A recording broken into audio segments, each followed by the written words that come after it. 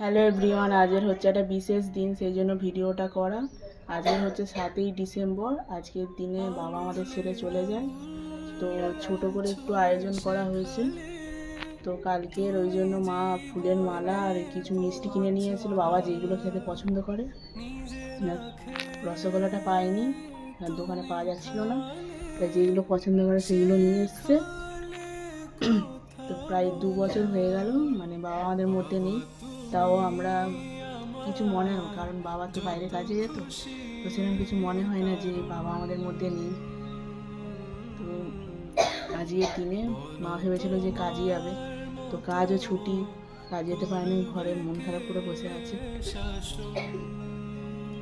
তো বেশি কিছু চাই না, ভগবানের কাছে এটুকুই চাই, বাবা যেখানে থাকে যেন ভালো থাকে, আর তোমরা আমাদের পাশে থাকো যেন আরও এগিয়ে যেতে পারি।